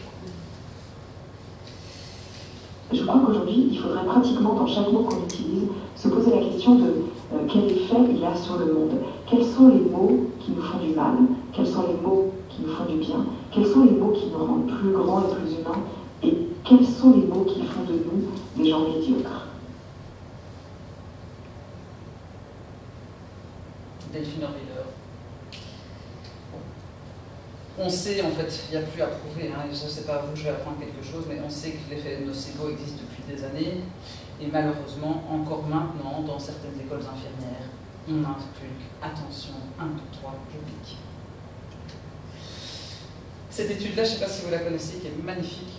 Ils ont pris 300 patients, ça se fait aussi en anesthésie, parce qu'ils ont plus de temps pour les études que nous, n'est-ce pas? Ils ont mis 100 patients effets hypnotiques, donc au moment où ils vont mettre le garrot, et vous êtes arrivé comment à l'hôpital? Au moment où ils vont désinfecter la peau, est-ce que le trajet était long? Et au moment où ils vont mettre le cathéter dans la peau, est-ce que votre vélo va toujours à la piscine? Ils ont fait en neutre, je mets le tourniquet, je désinfecte la peau, je place le cathéter, et puis ils ont fait en nocebo. Je place le garrot pour bien serrer votre veine, je désinfecte, ça va être froid, attention, 1, 2, 3, je pique. Et puis ils ont soumis échelle visuelle analogique de la douleur, et on voit réellement qu'on diminue la douleur avec l'hypnose. En étant neutre, en fait, ça change, mais on ne fait pas de mal. C'est déjà mieux. Nocebo, on fait plus mal. Réellement, les gens ont plus mal si on leur donne des mots qui font. Alors ce qui se passe, c'est que moi, voilà, j'entends ça, hein, oui mais bon, Laure, tes histoires là, avec un vélo qui va à la piscine, moi ça me parle pas. Alors j'avais fait cette affiche-là, on a fait l'affiche avec Pauline, avec la référence. Le jour où l'affiche a été affichée dans le service, on a mis 10 fois la référence scientifique pour que les gens puissent vraiment comprendre qu'en fait, scientifiquement, c'est prouvé, ils font mal aux gens quand ils font ça. Et puis, leur faire de la confusion. Pour moi, c'est vraiment on va dire l'élément qui fait que la communication va être réellement thérapeutique, dans le sens où elle va diminuer la douleur de la personne pour un geste qu'on fait tous les jours. Et puis ils disent oui, mais bon, tes affaires là, avec un éléphant, avec un chameau, c'est quand même compliqué. Et la majorité des gens ont du mal à trouver leurs phrases, alors qu'en fait, il n'y a que ça qui va donner réellement la qualité en fait de cette confusion, c'est de trouver, s'approprier la technique. Alors, tout est bon. Mon mari, il est anesthésiste. L'hypnose, c'est pas son truc. Quand je lui parle d'éléphant rose, ça m'intéresse pas. Mais par contre, soulager son malade et faire en sorte qu'il soit déconnecté au moment où il pose sa perfusion, c'est très important pour lui. Alors, il a trouvé sa phrase. Et lui, c'est « Oh, vous savez, moi, j'ai une obligation de moyens, pas de résultat. » Le temps que les gens comprennent, la perfusion est déjà faite. Et en fait, il y a énormément de gens, quand je donne ce cours de confusion, qui disent, mais en fait, on l'utilise déjà. Mais ils ne savent pas qu'en fait, c'est réellement, ça a un potentiel très très important pour diminuer la douleur. Et donc, oui, il y a des freins. Les gens, ils se disent, oui, mais c'est pas possible. En fait, moi, parce qu'ils essayent de faire. Quand ils essayent, évidemment, on échec quand on essaye, parce qu'on n'est pas sûr de ce qu'on fait. Donc il faut vraiment driller, c'est vraiment que dans la simulation et dans le drill qu'on va réussir à faire en sorte que les phrases sortent toutes seules. Et surtout qu'ils se soient appropriés la phrase. Que ce soit une phrase qu'ils aient choisie eux-mêmes. C'est les seuls freins qu'on voit. Et les patients intoxiqués. Tous les patients sous emprise, vous essayez de faire de la confusion, échec total. Agressivité directement. Ils sont déjà tellement confus qu'on leur dit quelque chose qui est censé les confuser encore plus, c'est pas une bonne idée. Et donc ça, c'est un truc très très important. Les patients qui sont sous imprégnation, ne pas faire de confusion. C'est dangereux même pour le soignant. Et donc il faut un peu ajuster, comme pour des freins. Observer, observer, observer, reconnaître cet état de transe spontané qu'on a même vu quand on fait de la simulation. Parce que toi, tu l'as super bien fait, et toi aussi, Corinne. Donc même en se mettant dans un rôle, on peut mimer cet état de transe spontané, négatif. Et donc il y a cette étude superbe de Amy Arnsnet qui montre que chimiquement, quand quelqu'un est soumis à un stress aigu, il y a vraiment une réaction chimique qui se fait vraiment au niveau entre le cortex préfrontal et le réseau de la science, cortex exécutif, réseau de la science. Il y a une fracture chimique juste ici, qui fait qu'en fait, toutes les informations que les gens reçoivent, ils ne savent rien en faire. Parce que dans la via ici, on voit qu'il y a une dépolarisation de la cellule, sortie de potassium. Réellement, il y a une fracture qui s'opère juste ici, entre ce centre de réception de l'information et le traitement de l'information. Puisque le cortex préfrontal, c'est celui qui nous permet d'avoir un comportement adéquat selon l'environnement. Et donc, ça parle très très fort aux urgentistes, parce qu'ils savent ce que c'est la sidération cérébrale. C'est ça que ça explique. Cette sidération cérébrale quand nous, on est sur un plan cata. Plan cata, tout le monde sait. Nous, on a tous des fiches avec juste des couleurs, parce qu'en fait, on est incapable même de lire quand on est sur un plan cata. Les attentats à Bruxelles, il faut écouter les gens qui sont arrivés sur les attentats, et même chez vous aussi en France, en fait, on ne sait plus rien faire. Et la seule façon de faire, c'est de récupérer une capacité cognitive minimale d'abord, et puis, au fur et à mesure, avec l'entraînement, de diminuer ces éléments endogènes pour récupérer une capacité cognitive. Ça, c'est ce que nous, on a en tant que soignants. Mais les patients, c'est pareil. Ils arrivent, eux, ils sont dans cet état-là. Quand ils sont en tachycardie supraventriculaire et qu'ils sentent qu'ils vont mourir, parce que c'est ça qu'ils ressentent, ils sont dans cet état-là. Et donc, incapables de comprendre les choses, d'adopter un comportement adéquat selon notre environnement. On sait aussi que tous les gens qui sont en PTSD, qu'ils soient primaires ou secondaires, le PTSD secondaire, c'est celui qui vient par accumulation de tout petit traumatisme. En fait, ils sont dissociés en permanence. Et donc parfois, je ne sais pas si vous avez ça dans vos équipes, mais il faut faire très très attention. Celui qui est fatigué tout le temps. Celle qui est difficilement concentrée. On voit qu'ils sont perdus en fait. Ils sont éparpillés. Vous avez déjà vu des collègues comme ça, complètement paumés. Très irritables. Inquiets de perte de mémoire. Et ils vous disent, ah je sais plus, je suis venu là, mais en fait je ne savais plus pourquoi je suis là. En état d'alerte sur le regard, ils se sentent incapables de travailler. Et ils viennent le matin en disant, je suis épuisé. Et ils remettent en question la vie et le monde qui nous entoure. Ils sont dépités. Super dangereux. Alerte. Il faudrait que, d'office, en fait, on dénonce cette histoire-là. Parce que c'est dangereux pour tout le monde. Pour le soignant qui, en fait, on ne va peut-être plus jamais travailler. Parce qu'il va se passer quelque chose. Quand on est dans cet état-là, on va faire une connerie. Et la connerie, peut-être, elle sera fatale pour notre carrière. Pas au niveau des plaintes, mais au niveau personnel. On va plus savoir comment se lever du travail. Et donc, comment, dans ce contexte-là, faire stimuler l'apprentissage? Comment est-ce qu'on va faire pour, en fait, donner envie d'encore faire mieux alors qu'ils sont déjà tous au bout? Par l'humour, l'illustration, en tout cas c'est le pari que moi j'ai fait, par la disponibilité simple de l'information. Donc tous les gens qui ne sont pas inscrits, de base ça ne les intéresse pas, Mais avoir un petit papier qui est là dans les toilettes, c'est le meilleur endroit pour mettre le papier. C'est le seul endroit où les gens lisent. C'est le seul endroit où les gens lisent. Toilettes en face. Et il faut mettre les deux pour les hommes qui pissent debout. Bref, les femmes aussi pissent debout maintenant. Et le jeu et le challenge. Et donc ce qu'on avait fait, c'est comme je vous ai expliqué, hein, c'est des affiches. On va l'air de vouloir aller plus loin. Des affiches, tous les 15 jours, un petit challenge.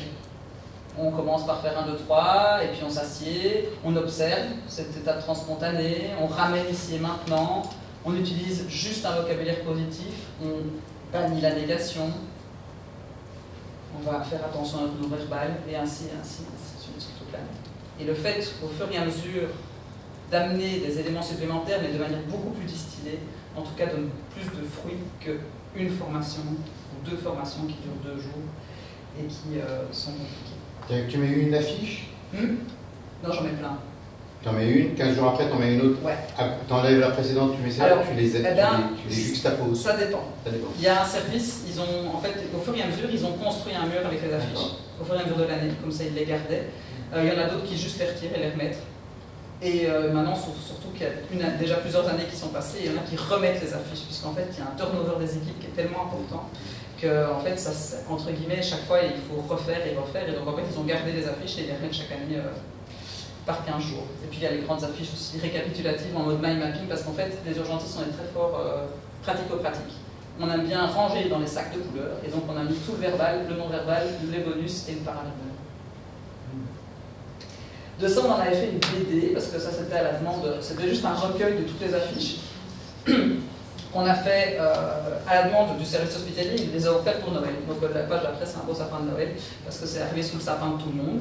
Et puis de là, en fait, il y a eu beaucoup de demandes. Vous n'allez pas en rééditer? Ben non, c'était une impression qu'on a fait comme ça, et donc on est passé par les éditions Satas pour faire cette édition. Parallèlement à ça, moi, ce qui est très important pour moi, mon life motif, c'est de faire en sorte que ça soigne autant les patients que les soignants. Donc il faut l'évaluer. Et donc avant chaque intervention, moi je fais passer un GHQ12, donc c'est vraiment un questionnaire qui est très facile, il n'y a que 12 questions, et qui permet juste de savoir si les gens ont besoin ou non d'une intervention d'un professionnel de la santé mentale. Et puis alors je leur fais faire aussi une échelle visuelle analogique de leur bien-être au travail. Les résultats ici, c'est qu'en fait, il y a quand même 68% qui sont positifs au GHQ12, donc qui devraient avoir une intervention au niveau de la santé mentale. Et par contre, ils sont très heureux, 6,9 sur 10. Et ça ne change pas trop au niveau des années. Et puis, je leur fais faire aussi un questionnaire d'évaluation personnelle, en fait, de leur communication. Comment est-ce qu'ils ont l'impression qu'ils communiquent avec leurs patients. Et puis, j'aimerais bien corréler ça avec ces études-là et voir si un jour ça change. Peut-être pas au niveau national, mais en tout cas au niveau régional, ça serait quand même ça. Alors, on m'a posé la question, mais est-ce qu'on peut faire ça en simulation? Mais oui, vous l'avez fait aujourd'hui. La simulation, nous, on utilise ça tout le temps. En urgence, c'est vraiment ça qui nous aide justement à pratiquer ce cerveau sidéré, à faire en sorte qu'on récupère plus vite nos capacités cérébrales. Donc là, c'est l'exercice que vous avez fait. Hein. Et ils ont sorti une échelle. Et là, c'est là que je voulais attirer votre attention. C'est une échelle internationale de communication thérapeutique. Alors, si vous lisez tous les items, je peux vous les faire lire. Moi, je ne vois pas en quoi la communication là est thérapeutique. Pour moi, elle est juste empathique. Et c'est là où, en fait, entre la communication non violente, la communication, on va dire, empathique, la communication thérapeutique et la communication hypnotique, c'est vraiment flou. Hein. Où est la différence? L'important, c'est que ça avance. Alors, j'ai reçu des petites pépites. On m'a envoyé ça en me disant, ne fais pas un infart. Et donc ça, c'est un hôpital qui vient d'être rénové. Il vient d'être rénové. Et ils en sont très fiers de leur magnifique box. Bonjour. Ou des petites box. Je vais voir une collègue, une neurologue. Je suis en intervention SMUR, je viens la voir. Et je lui demande des questions sur mon patient. Elle fait, attends, reste là 2 secondes. Je vais liquider mon dernier patient et puis je reviens. Je vais demander qu'est-ce qu'elle a fait. Ça, c'est juste entre nous, hein, mais quand même. CHU de Liège, bastion de l'hypnose, hein, quand même. La majorité des gens sont soignés là-bas. Comment est-ce qu'on appelle l'UHCD? C'est l'unité d'hospitalisation de courte durée. Donc dès qu'ils sont aux urgences, les patients passent par l'unité l'UHCD. Hospibox. Les Hospibox. À Liège, c'est pas mal. Alors, à Charleroi, quand on a un patient qui vient pour des choses un peu... Oh, mais tracasse, doc. Ça va aller, ça va se révéler à coup de bafalgan. Oui. Chef de service CHR de Namur est appelé en renfort sur le toit de l'hôpital parce que leur brancardier veut se suicider et menace de saut. Qu'est-ce qu'elle lui dit? Mais ça va aller, tu vas rendre.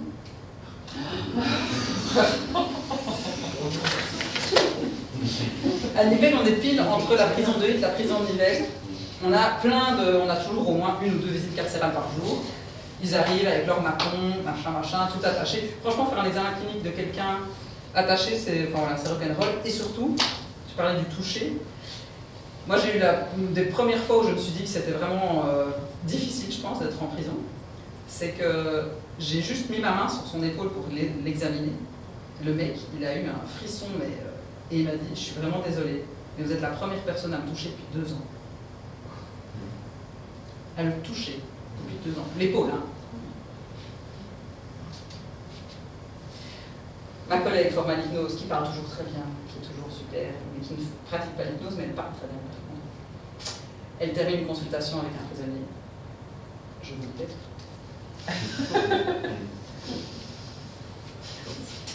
Donc voilà, un petit aperçu de ce qui est en route, des idées, et voilà, beaucoup d'envie de partager. Wow, quelle synchronisation. Ouais. Il est 32, pardon. C'est à vous. Est-ce que vous avez des questions?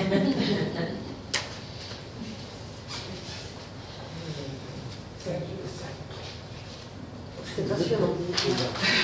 Merci beaucoup. C'est rassurant. C'est rassurant.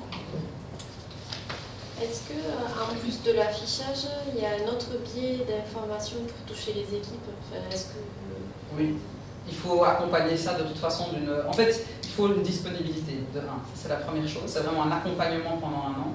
Moi, je fais une présentation du projet et je présente les 10 premières affiches début de l'année. 6 mois après, je fais une présentation, je présente les 10 autres affiches.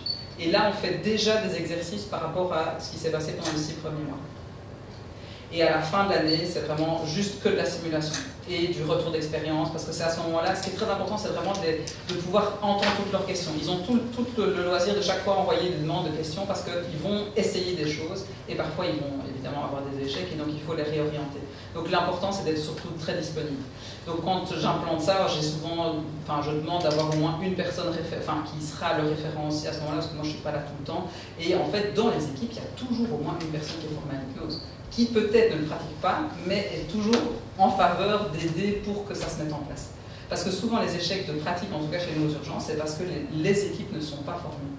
Et donc ils sont chaque fois, on va dire, torpillés dans leurs envies. Parce que voilà, chez moi, ça se passe de plus en plus, il y a de plus en plus de gens formés, et au début, quand on va faire une réduction d'épaule sous hypnose, il faut prévenir la terre entière qu'on va faire une réduction d'épaule sous hypnose. Maintenant, honnêtement, les gens voient directement, ils ont cette réserve de dire ok, je laisse faire, mais ça met du temps à se mettre en place.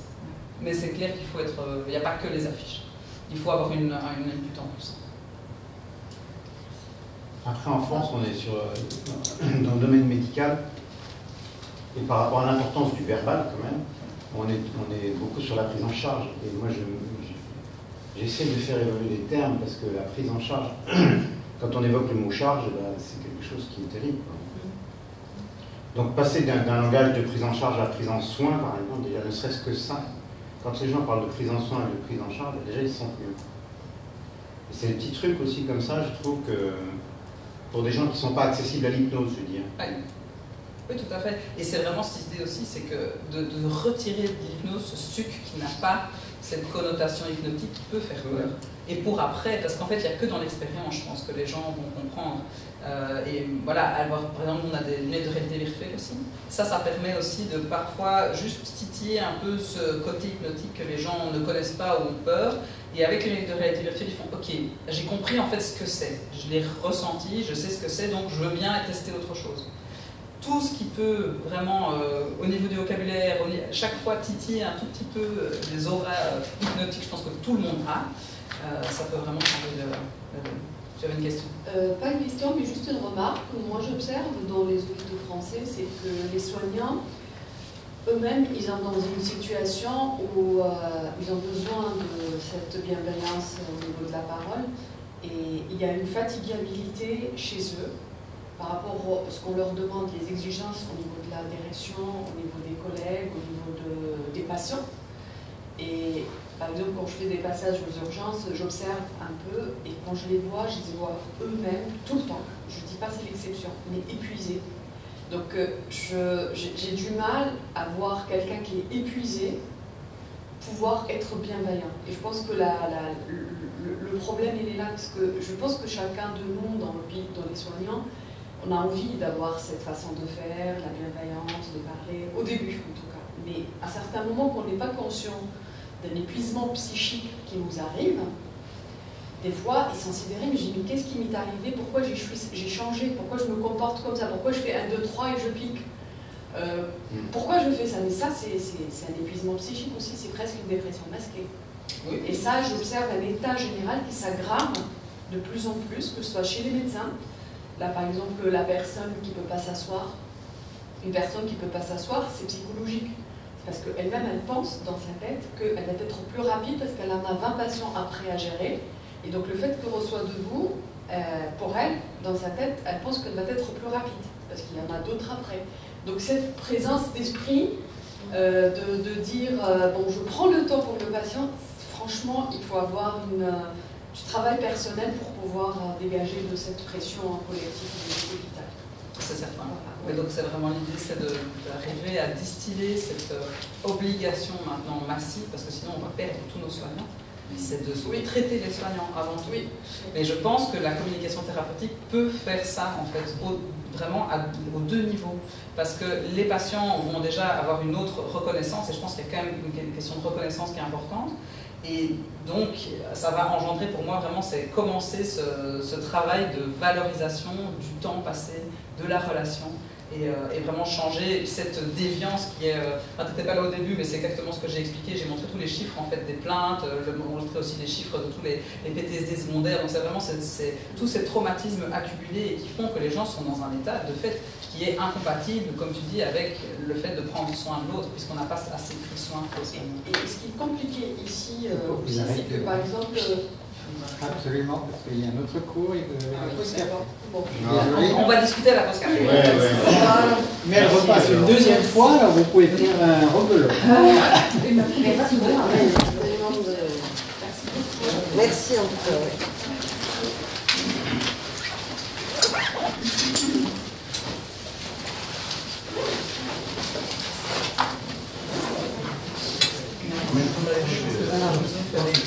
Merci.